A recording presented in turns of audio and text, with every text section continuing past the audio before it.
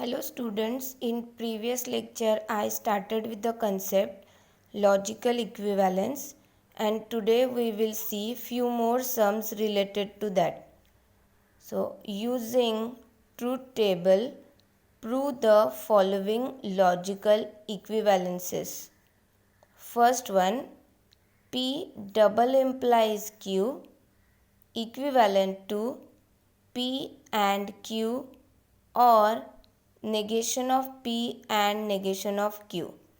Now here first we will prepare a truth table. We have two options.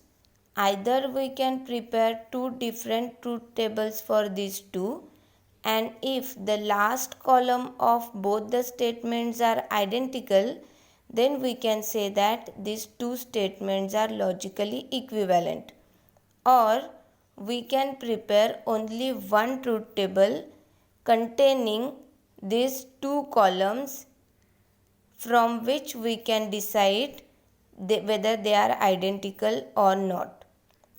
So first column is P, second is Q, then we require P double implies Q, then P and Q, we require negation of P, then negation of Q, negation of P and negation of Q, and finally this statement P and Q or negation of P and negation of Q.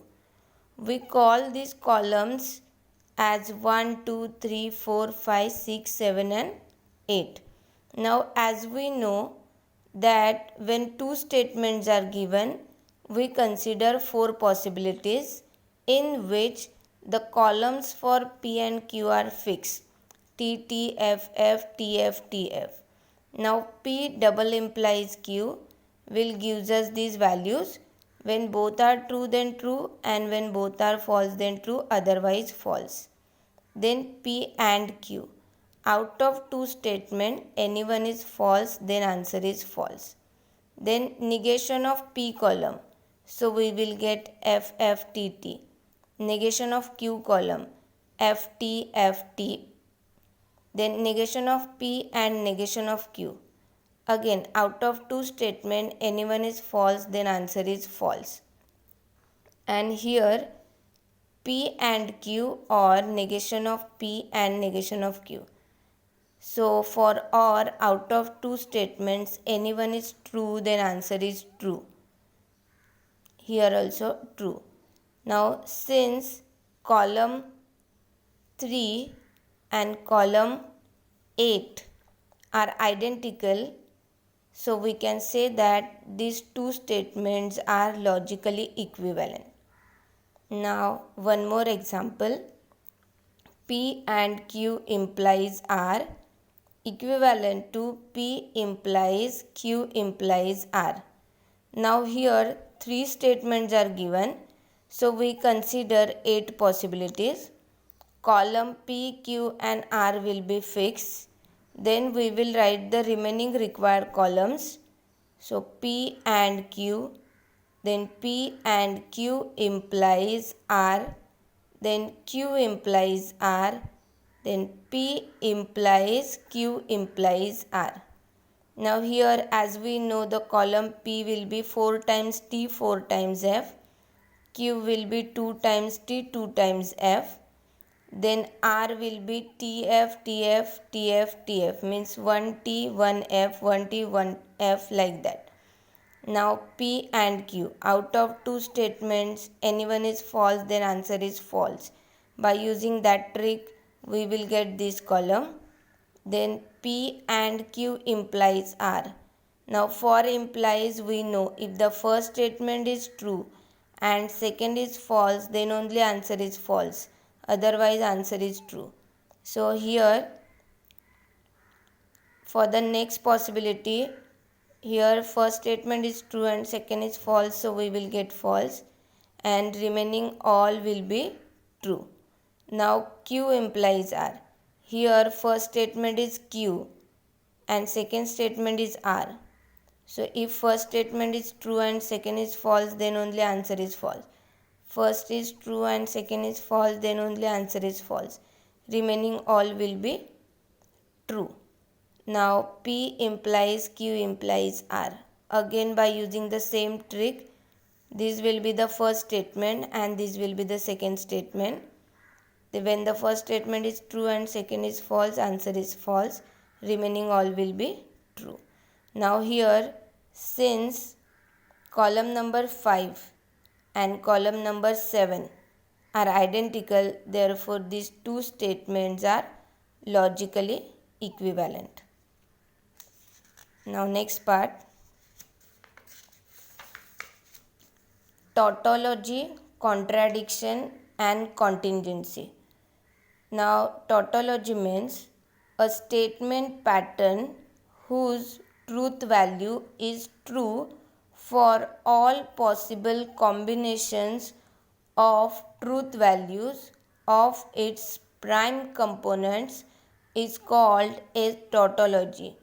We denote tautology by T.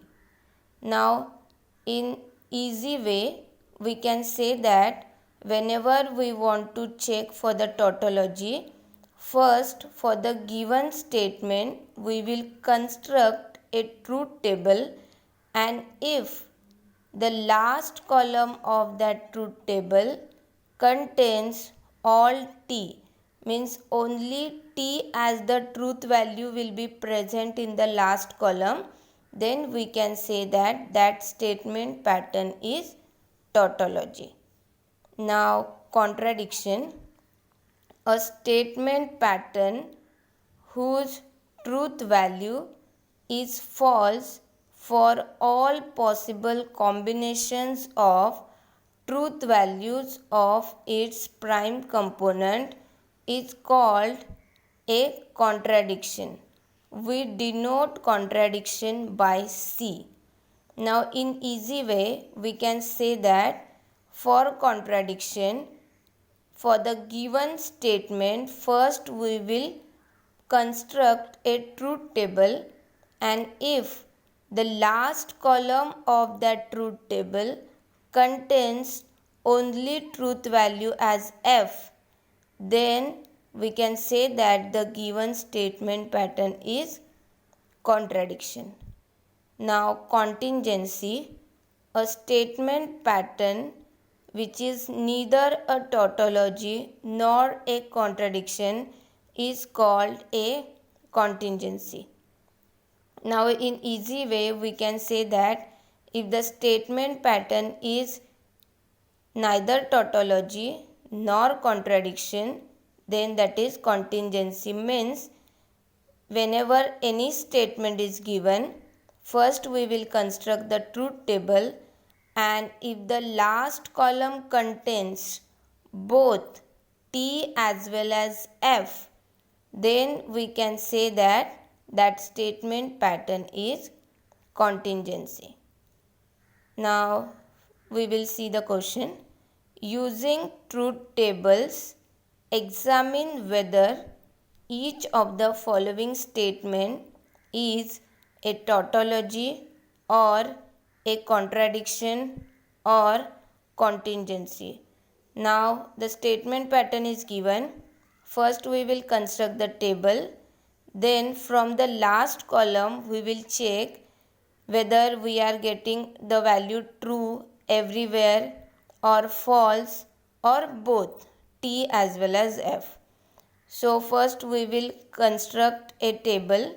Now here only two statements are given, that means we will consider four possibilities, and the required columns will be P, Q, P and Q. Then negation of P, negation of Q, then negation of P or negation of Q, and last the entire statement. Now as P and Q columns will be fixed, then P and Q, anyone is false, then answer is false. Then negation of P, FFTT, FT, FT, negation of Q. Then negation of P or negation of Q, anyone is true, then answer is true, otherwise answer is false. And last column means this and this. So here anyone is false, then answer is false. So everywhere we get F. So according to our definition, it is very clear that this statement pattern is contradiction. So we can write result as, since all the truth values in the last column are F, and therefore the given statement pattern is contradiction. In next lecture, again we will continue with the same concept, tautology, contradiction and contingency. Thank you, students.